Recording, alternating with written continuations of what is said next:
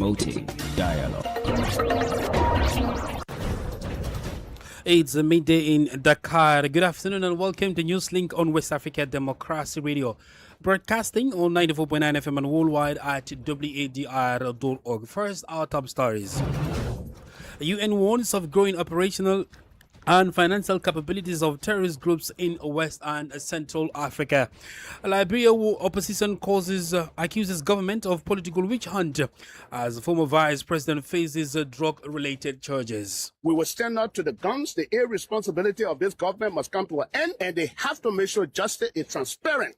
A Guinean court hands activists bar a 6-month prison sentence for insulting a religious leader. And Ghanaian government proposes new reforms for the nation's mining sector. For licensing from 30 years, the maximum will now be 20 years. After 20 years, we will decide what we want to do with our mine. Please stay tuned for details of these stories and more. On the news, this is Sankulu to Real Janko. Many thanks for joining our broadcast. This rainy afternoon, we begin with the findings from a recent United Nations Security Council report on the growing operational and financial capabilities of extremist groups across Africa. In West and Central Africa, the report highlights activities of JNIM, Boko Haram and ISWAP, noting that these groups continue to expand their areas of operation, particularly across the Sahel. With the security threat growing, experts are urging regional organizations, including ECOWAS and the Alliance of Sahel States AES, to strengthen cooperation, improve intelligence sharing and coordinate their response to escalating threat. Francis Boniface has the rest of the details. The Group for the Support of Islam and Muslims, JNIM, remains one of the most active militant groups in the Sahel, with an estimated 7,000 to 8,000 fighters, nearly half of them in Mali. The United Nations estimates that JNIM raised about $50 million in ransom payments in 2025, highlighting kidnapping as a key source of funding. The group has claimed 130 attacks in Burkina Faso, 17 in Niger, and 6 in northern Benin this year, with reports that it is currently recruiting in Benin. Sahel experts say Dakar is calling for stronger regional cooperation to confront the threat. It is essential for the AES and ECOWAS countries to work together. There needs to be trilateral cooperation, including an agreement allowing, for example, Niger to permit Beninese forces to operate 25 or 50 kilometers inside its territory. The three countries could first agree on a right of pursuit and then strengthen cooperation on intelligence sharing. Security analyst Masire Job says border communities have a role to play with stronger local cooperation and peaceful coexistence, helping to prevent insecurity from spreading. Communities often cooperate even before governments do. In many cases, they are members of the same families, divided by colonial-era borders. Those cross-border ties and exchanges have continued. That is why we sometimes see conflicts that go beyond the control of individual states. The UN report also estimates the Islamic State in the Greater Sahara has about 2,000 members and was behind 75% of attacks in Niger in 2026. In Nigeria, Boko Haram and ISWAP continue to carry out attacks, while in Central Africa, the Allied Democratic Forces, or ADF, are suspected of more than 80 attacks between January and May. Francis Boniface reporting. Elsewhere, Liberia's former Vice President Joel Howard Taylor will today appear in court as authorities intensify investigations into an alleged transnational narcotic network. Taylor was intercepted at Roberts International Airport on Wednesday while attempting to leave the country and was immediately detained by the National Police. She was on the same day charged with multiple offenses, including drug trafficking and money laundering. The Justice Ministry says the charges follow investigations and a review of evidence linked to the alleged drug network operating in Liberia and beyond. WDR's Monrovia correspondent Abraham Parker reports. Taylor, now in police custody, faces 8 charges, including alleged unlicensed importation of controlled drugs, criminal conspiracy, and money laundering. Justice Minister OSIWA says the charges fall under Liberia's Controlled Drug and Substance Act of 2023. Taylor is not the only suspect in the investigation. 2 Croatian nationals and 1 Ukrainian have also been charged in absentia over their alleged links to the network. The case has now moved beyond a criminal investigation and into Liberia's political debate. Opposition figures, including the chairman of the Coalition for Democratic Change, have accused the government of pursuing a political witch hunt. Both the Minister of Justice and the police IG have alluded to the fact that there are current officials. We want to see them. We're demanding them to publicly arrest those current officials. We will stand up to the guns. The irresponsibility of this government must come to an end, and they have to make sure justice is transparent. While some Liberians want the investigation to proceed without political interference, others are demanding evidence that the case is being handled impartially and that the law is being applied equally. The investigation follows Liberia's largest ever drug seizure on July 21, 2026, when cocaine estimated at $317 million was intercepted at Rabat International Airport. For Newslink on WADR, Airport Parker, Monrovia. More stories coming up on West Africa Democracy Radio. Newslink continues. In Nigeria, campaigns for the 2027 general elections are officially underway, setting the stage for a major battle over control of the country. President Bola Tinubu's APC will be defending its hold on power, while opposition parties, including the ADC, PDP, Labour Party and NNPP seek to unseat the ruling party. But internal divisions and leadership disputes within the opposition have raised questions over whether they can mount a united challenge.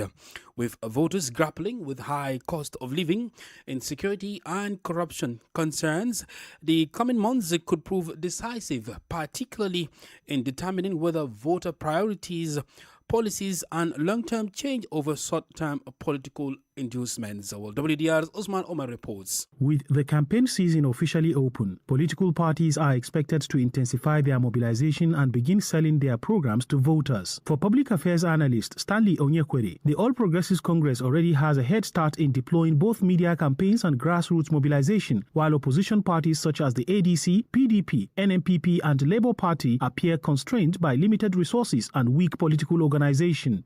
So with me, I'm baffled that you have opposition parties. None of them have come up with any campaign plans. The APCs, they are doing door-to-door campaign, which means very soon we'll start expecting or seeing them knocking at our doors, campaigning for the president. For politician and analyst Favour Ishembe, the challenge is more fundamental, alleging that key state institutions such as the Electoral Commission have been compromised, claims that ruling party and institutions have repeatedly rejected. However, analyst Daniel Tiokwa says the ruling APC's structural advantage does not guarantee victory, as voters could seek alternatives due to economic hardship and insecurity. But he warns that money remains a major factor, particularly among vulnerable voters in rural communities. When we return to democracy in 1990, money has been taking the central role in any political activities. But the way things are, in 2015, a lot of money came out, but money did not work out during Jonathan. And it's something that, except if a good student of history, will not forget that issue easily. As campaigns gather momentum, the battle will therefore hinge not only on party structures and resources, but also on whether opposition candidates can build a credible national alternative and persuade voters to prioritize issues, competence and accountability over short-term inducements. For Newslink on West Africa Democracy Radio, Usman Umar reporting from Abuja. All still in Nigeria, the humanitarian crisis is deepening, with the United Nations warning of worsening food insecurity, malnutrition and disease outbreaks amid declining humanitarian funding. Marking World Humanitarian Day, UN resident and humanitarian coordinator in Nigeria, Mohammed Malik Fall, has called for greater support for millions of vulnerable people and stronger protection for aid workers. Veronique Jai has more in the following report. Mohammed Malik Fall and UN humanitarian teams visited nutrition and cholera treatment centers in Maiduguri, where they met health workers, humanitarian personnel, caregivers, and patients.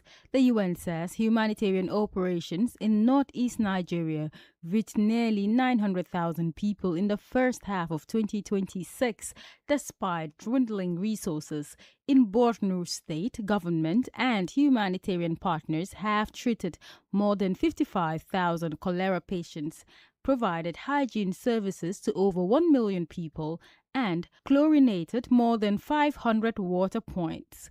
FAL says aid workers must be protected and allowed safe, unhindered access to communities in need. Despite the response, funding remains a major concern. The Nigeria Humanitarian Needs and Response Plan faces a $159 million funding gap for the rest of 2026, putting life-saving assistance at risk. Through the Nigerian Humanitarian Fund and the Central Emergency Response Fund, $135.5 million has so far been allocated this year. The UN is also urging greater domestic funding and stronger national leadership as Nigeria moves toward a more locally led humanitarian response. A report by Veronique Njai. In Guinea, activist Belaba has been sentenced to 6 months in prison with 5 months suspended for insulting and defaming the Grand Imam of Conakry. Already in detention, Ba has returned to prison to serve remaining 20 days of his sentence. His lawyers say they are considering an appeal. While human rights advocates have criticized the ruling, warning that it could undermine the freedom of opinion and expression in the country. The Grand Imam, who was the complainant in the case, had reportedly called for the charges to be dropped before the trial began. However, prosecutors proceeded with the case, saying the actions was being taken in accordance with the law. A community blessed with abundant natural resources. Yet, many of its people are living in despair. I have seen my friends who have went through the bad way and now they are doing big things here around. If it's about death, even if I stay in Jinaki, I'm still going to die. So death is not an obstacle. Jinak, a departure hotspot for irregular migration in the Gambia. A WADR documentary. Available now on YouTube at WADR News. West Africa Democracy Radio, WADR, is stepping up efforts to raise awareness about the dangers of irregular migration as thousands of young Africans continue to risk dangerous journeys in search of better opportunities. Well, recently, our team was in the Gambia to produce a special feature highlighting the realities of trafficking, exploitation, detention and deaths along migration routes while promoting safer and informed choices for young people across the region. Well, we do have Christopher Aticho in the studio to throw more light on this mission. Hello, Chris. Tell us which area were you and what is the situation of irregular migration over there? Well, thank you very much, Sankole Janko. Well, we were at Jinak in the North Bank region of the Gambia, and indeed the situation of irregular migration to lots of people in Jinak is the last resort of hope for them.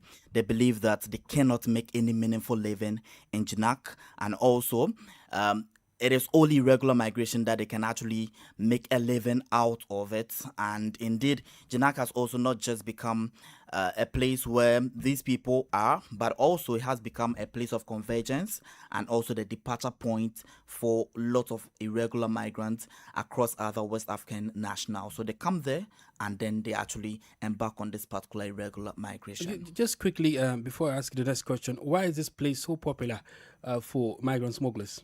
Well, it become popular for migrant smugglers for a lot of factors. One, there is the cultural belief that security authorities are not allowed to enter into that particular community, and so it gives migrants the leeway to actually gather over there and then be able to embark on this particular migration as well. But you speak to a lot of indigents and they will tell you that there is lack of opportunities for a lot of young people. The young man that we heard him say, he said that he's willing to risk it all, even if it is losing his life in this particular journey, because there are no lot of opportunities in there, despite the fact that it has lot of potentials and lot of of natural resources, that the only thing needed is investment.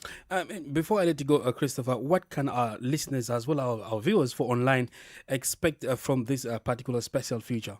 Well, so WADR sets out to investigate why the place has become a regular departure hotspot, and also to bring to the attention of authorities the need for investment to retain lots of Africans, young people on the continent, because reports by International Organization for Migration indicate that thousands of young people are exiting the continent because of lack of opportunity. So we want the story to at least bring a lot of investors to the government authorities to know that, look, JNAC is the bedrock of our economy, and it can be. So all that we need is investment in that particular space. Where can we find this documentary? One would wonder. Well, it's on WADR News YouTube, available at the moment, and indeed this particular documentary is in two parts. We bring in part one, which is out already, which is to investigate why JNAC is a departure hotspot for a lot of irregular migration, and then part two, which is coming out very soon, seeks to highlight how the negative impact of irregular migration on families, on societies, and how people who've been able to embark on this journey, their realities at sea with the smugglers at sea. So we're bringing all of these stories in the second part, but at this time the first part of the story is out on YouTube, so go watch it and contribute to the discussion of ending irregular migration on the continent. Well, many thanks, Christopher Aticho. Like you heard there, you can follow these parts of the special feature on all our socials, on YouTube and YouTube, as well as Facebook, also on radio at wadr.org. Well, you're listening to Newslink on West Africa Democracy Radio 94.9 FM and online at wadr.org. Here is a reminder of our top stories. The UN warns of the growing operational and financial capabilities of terrorist groups in West and Central Africa. Liberia's opposition accuses government of political witch hunt as former vice president faces drug-related charges. A Guinean court hands activists by a 6 months prison sentence for insulting a religious leader. Still ahead, Ghana government proposes new reforms for the nation's mining sector. We do have a press review, guest interview, and sport news. Please stay with us. Connecting Ghana to West Africa. This is Nadidi Tete in Accra, and you're listening to WADR 94.9 FM, Dakar. Now, let's go to Ghana, where the government is proposing new sweeping reforms to the country's mining sector. Currently before Parliament, the proposal includes reducing large-scale mining lease periods from 30 to 20 years and greater inclusion of host communities in mining decisions. The presidency argues that the reforms are significant because they seek to change how Ghana shares the economic benefits of its mineral resources and hold mining companies more accountable to the state. Well, from Accra, Ghana, Alik Blim Awuko reports. Illegal gold mining is fueling growing concern in Côte d'Ivoire, with communities warning of rising risks to water sources, the environment, and public health. Many are particularly alarmed by the toxic chemicals used in illegal gold extraction and are calling for stronger government action. We apologize about that. That was a report on Côte d'Ivoire. Instead, let's go to Ghana, where these changes are made. The proposed changes seek to overhaul the country's mining laws and address long-standing concerns over how mining benefits are shared between investors, the state, and host communities. Under the reforms, every mining lease will require a legally binding community development agreement, while district mining committees will become an entry point for licensing decisions. Ghana's Minister for Lands and Natural Resources, Emmanuel Amakufi-Boa, says the government also wants stronger local skills and technology transfer from foreign mining companies and greater involvement of traditional authorities in the allocation of mineral rights. For too long, the full spectrum of the Minerals Commission services has been a distant prospect for many in our region. Now, this new office, as part of our ongoing efforts across the country, will also allow the Commission to discharge their regulatory duties for greater efficiency and effectiveness. Lands Minister Ama Kofi-Boah says the reforms will also introduce a sliding scale royalty system, linking mining royalties to global mineral prices. There are key 5 provisions that I'm very excited about. And now we reduce the years of mine for licensing from 30 years. The maximum will now be 20 years. After 20 years, we will decide what we want to do with our mine. The proposals are now before Parliament, with government hoping the reforms will deliver a mining sector that provides livelihoods for more than 1 million Ghanaians and supports thousands of businesses along the mining value chain. For WADR, Elikblim Auku, Accra. This is the newspaper review. Stay abreast and find out what the top stories are in your country. This is the newspaper review. The newspaper review. Well, let's remain with Elikblim Auku in Accra for the newspaper review. Hello and welcome to the newspaper review segment. We'll start off with a daily graphic. On the front page, Ghana Grid Company Limited, Gridco, on why there is a second nationwide electric power outage in 3 weeks. Management says the power outage was as a result of automatic tripping of the Akosombo generating units as part of the system's protection mechanisms. Also on the front page, Gold Board recorded 5.4 billion Ghana cedis surplus in 2025, not losses, according to its CEO, Sami Jemfi, and Deputy Attorney General Dr. Justice Srimsai explains why IYOKO, rather than the Office of the Special Prosecutor, is leading the AXA and Asantebeko bribery investigations. Now to the Daily Guide. Police seize nearly 500 cartons of tramadol in Boko West, 1 person arrested. Other stories include NPP chairmanship race, over 50 constituency chairmen back Ejako, and 62 Ghanaians killed in Russia-Ukraine war. This is according to Foreign Affairs Minister Samuel Okudzeto Ablakwa, who says 15 others remain unaccounted for after traveling to Russia amid the ongoing conflict. And finally, Ghana-Russia signed visa waiver agreement. And that's it for the newspaper review segment. It's back to you in the studio. Well, many thanks, Elikblim Auku, for the newspaper review in Accra. Politics, analysis on major news, social matters, and all. This is A Guest.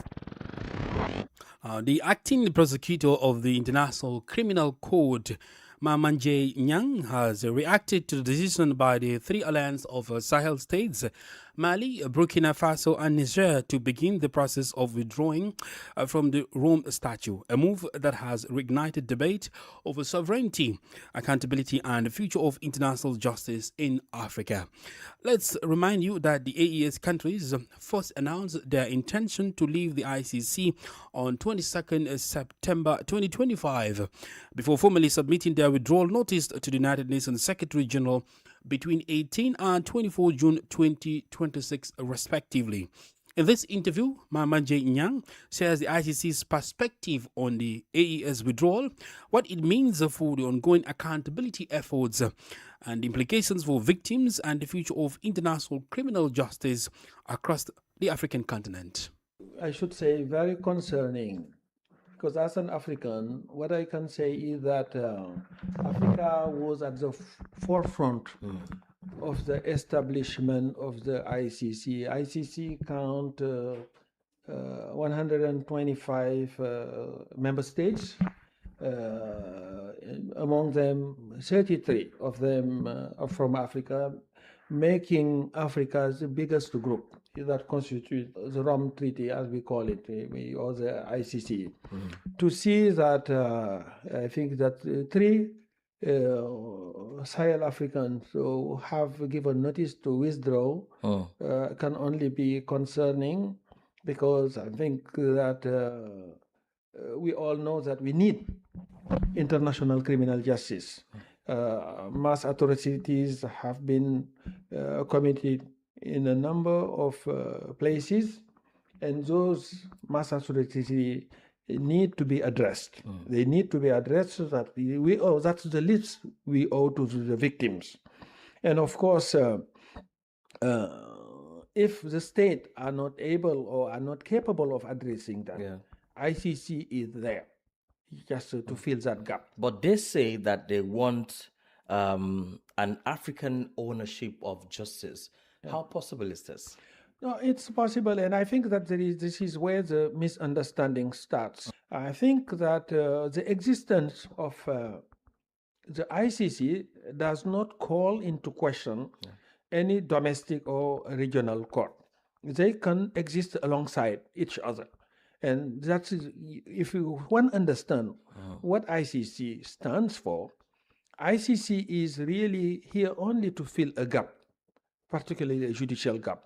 If the domestic system is capable of addressing the need for justice, and if also a regional court is here, we will be very willing and very pleased to oblige, because that's really the heart of our mandate. Our mandate is really a stopgap mandate, to fill the gap if there is any. Yes, in fact, we are the very first one to encourage even the development of a strong judicial domestic system or even a regional system.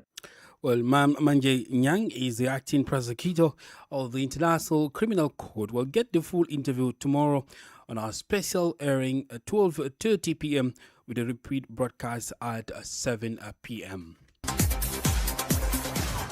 And in sports, a senior FIFA official has withdrawn his support for the organization's embattled president Gianni Infantino, describing the unexpected dismissal of a senior critic as the final straw. Hungarian Sandro Sani, FIFA vice president and member of the FIFA Council, said Infantino had lost his confidence, citing concerns over the recent removal of Kevin Lamar, FIFA former chief operating officer. Lamar's position became increasingly difficult after he publicly broke ranks with senior FIFA officials and criticized Infantino's now abandoned proposal to allow private investment in the World Cup. And in basketball, the second round of the African qualifiers for the 2027 FIBA Basketball World Cup tips off from August 27 to 30 here in Dakar and raids Tunisia. Nigeria will face Cameroon on August 27 before meeting South Sudan the following day. Cameroon enters the window with 5 wins from 6 games, while Nigeria has 4 wins and 2 losses. The results could prove crucial in determining which teams progress in the race for a place at the 2027 World Cup.